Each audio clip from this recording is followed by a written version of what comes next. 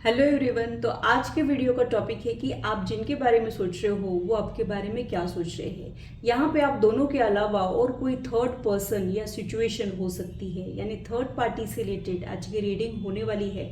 और आपके पर्सन और थर्ड पार्टी के बीच में एग्जैक्टली चल क्या रहा है ये आज हम लोग डिटेल में कवर करने वाले हैं।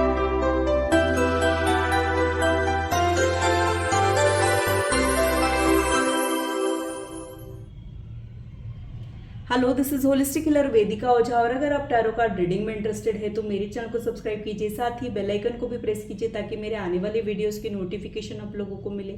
और टॉपिक अगर आप लोगों की पसंद का हो तो वो आप तक पहुंच पाए। अगर मेरी वीडियोज आप लोगों को अच्छी लगती है तो सिलेक्ट जरूर कीजिए, इससे मुझे इंस्पिरेशन मिलती है, साथ ही आप लोगों को समझने में आसानी भी होती है। और मेरे चैनल को सब्सक्राइब जरूर कीजिए ऐसे ही इंटरेस्टिंग इन्फॉर्मेटिव वीडियोज़ के लिए, और मेरी यूट्यूब फैमिली का हिस्सा बनिए। तो पूरी पॉजिटिविटी के साथ आज की रीडिंग को स्टार्ट करते हैं। देख लेते हैं कि उनके और थर्ड पार्टी के बीच में आखिर चल क्या रहा है।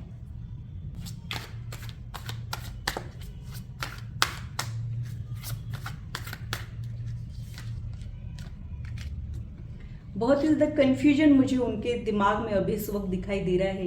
यानी हो सकता है कि वो थर्ड पार्टी को छोड़ना चाह रहे हो, वहाँ से निकलना चाह रहे हो, आप तक पहुँचना चाह रहे हो, लेकिन ये कर नहीं पा रहे हो, किसी नतीजे पे ही नहीं पहुँच पाना, कोई डिसीजन नहीं ले पाना। ये अभी इस वक्त आपके पर्सन का माइंडसेट मुझे यहाँ पे दिखाई दे रहा है। कभी कभी हम जो चाहते हैं वो कर नहीं पाते हैं, और हमको जो करना पड़ता है वो हमको पसंद नहीं होता है।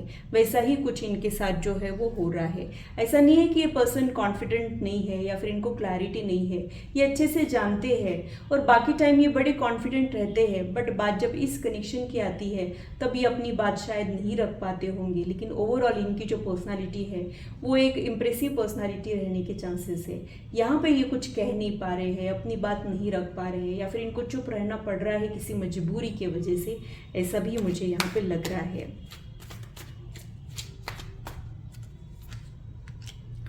मुझे ऐसे भी लगता है कि इनके बिहेवियर में जो चेंज है वो आपका दिल जो है वो तोड़ रहा है। यानी आप इजीली मूव ऑन नहीं कर पा रहे हो, आप इन्हीं के बारे में सोचते रहते हो। आपको अच्छे से पता है कि ये पर्सन अब आपका नहीं रहा है, फिर भी आप इन्हीं के बारे में सोचते रहते हो। आपको ये फिर भी आपके अपने से लगते हैं और इस चीज़ का आपको बहुत ज़्यादा दुख हो जाता है। जब भी बात इनकी आती है तो आपके आंखों से आंसू बहने लग जाते हैं और आपको समझ ही नहीं आता है कि अब करना क्या चाहिए। ऐसा ही कुछ आपके साथ जो है वो हो रहा है। और ये पर्सन ने या फिर इस कनेक्शन ने आपको काफ़ी रुलाया हो, आपको बहुत ज़्यादा दुख दिए हो, ऐसी भी यहाँ पे एनर्जी मुझे यहाँ पे फील हो रही है। बहुत ज़्यादा हेवी एनर्जी मुझे यहाँ पे फील हो रही है। और इनका जाना या फिर इनका किसी और में इंटरेस्ट शो करना या फिर इनके लाइफ में और किसी का आ जाना, ये चीज़ें आपको बहुत ज़्यादा हार्ट ब्रेकिंग लगती है।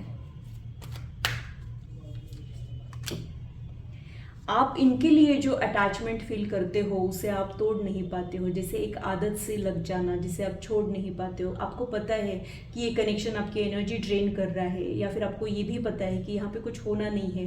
हो सकता है कि ये सीक्रेट रिलेशनशिप हो, या फिर ये भी हो सकता है कि आप ही के दिल में सब कुछ चल रहा है और ये पर्सन आपको वैसा रिस्पॉन्स नहीं दे रहा है, फिर भी आप उस अटैचमेंट को छुड़ा नहीं पा रहे हो। कई बार हमें लगता है कि ये वन साइडेड है, बट ये वन साइडेड नहीं होता है। जब हमको कोई बहुत ज़्यादा याद कर रहा होता है तभी हमको वो याद आता है। तो अगर ये पर्सन आपको बहुत ज़्यादा याद आ रहा है तो इट मीन्स कहीं ना कहीं आपका थॉट भी इनके दिमाग में रहता है। हो सकता है कि वो उस चीज़ को शो नहीं करते हो, लेकिन ये हमेशा टू वे ही होता है। आपके लिए ये पर्सन ऑब्सेशन बन चुका है और आप जिद पे आ चुके हो और आप इनको छोड़ना नहीं चाह रहे हो, या फिर आप इन्हीं के साथ कनेक्टेड रहना चाह रहे हो, या फिर आप गिव अप करने के लिए रेडी नहीं हो।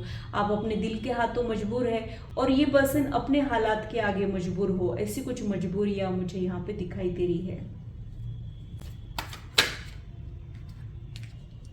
आप अब भी वेट कर रहे हो, आपको ऐसे लगता है कि ये पर्सन जो है वहाँ से निकल के आप तक पहुँच जाएगा, या फिर कुछ तो स्टैंड लेगा, कुछ कदम उठाएगा, कुछ कहेगा।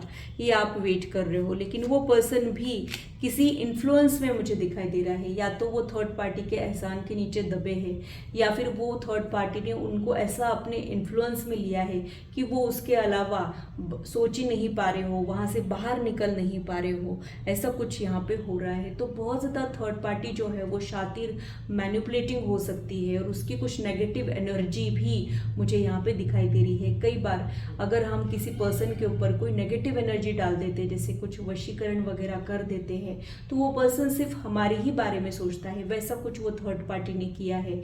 इसी की वजह से ये पर्सन की ट्रू सेल्फ अभी मिसिंग है, और अभी वो थर्ड पार्टी के दिमाग से चल रहा है, आपको प्रायोरिटी में नहीं रख रहा है, या फिर आपको कभी कभी ग्रांटेड ले रहा है। ऐसा ही यहाँ पे हो रहा है, जिसकी वजह से आपको बहुत ज़्यादा तकलीफें हो रही है।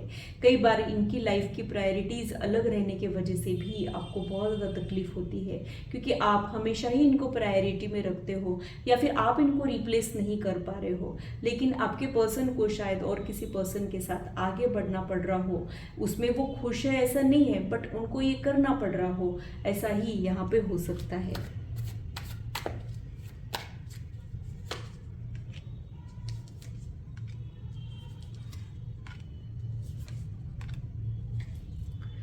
बॉटम ऑफ द डेक में जो कार्ड है वो 6 ऑफ कप्स का कार्ड है। तो हो सकता है कि आप लोगों के बीच में कुछ डिवाइन कनेक्शन है, ऐसा कुछ कनेक्शन है जो इस बर्थ का नहीं है। बहुत सारे जन्मों से आप लोग मिले हो, लेकिन इस बर्थ में बहुत सारे ब्लॉकेजेस के साथ मिले हो, इसलिए एक दूसरे को हासिल कर पाना थोड़ा सा मुश्किल हो गया है।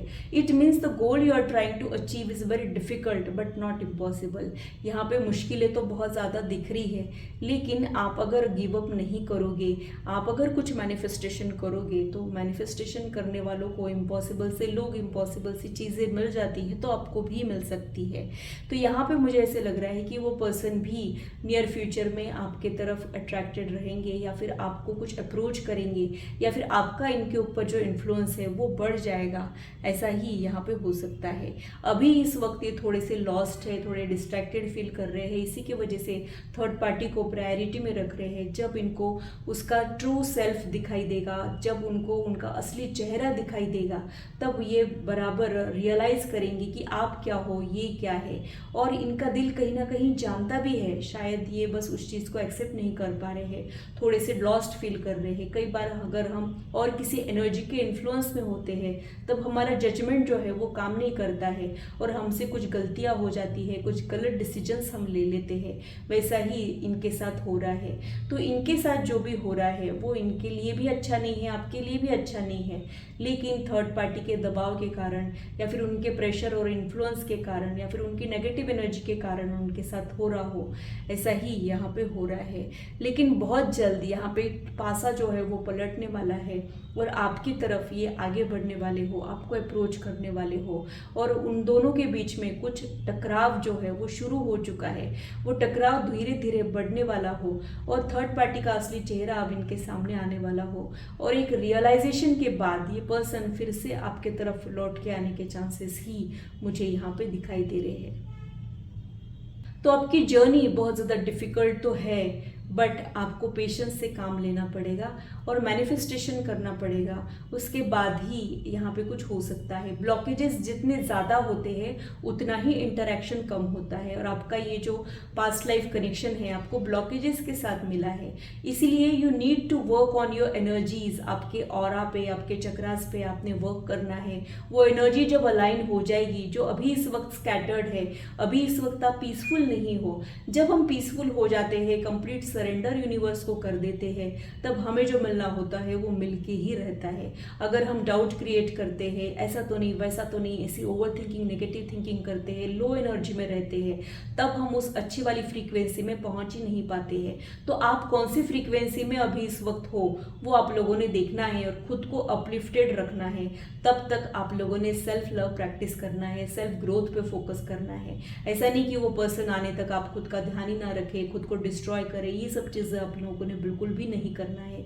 जितना आप खुद को ज़्यादा तराशोगे उतना ही ये आपके लिए और ज़्यादा अट्रैक्टेड फील करेंगे, ये आप लोगों ने ध्यान में रखना है। तो ये था मेरा एनालिसिस आज के रीडिंग के लिए। आशा करती हूँ मेरी वीडियो आप लोगों को इंटरेस्टिंग और इन्फॉर्मेटिव लगी हो, और आप आपकी लाइफ से इसे रेजोनेट भी कर पाए हो।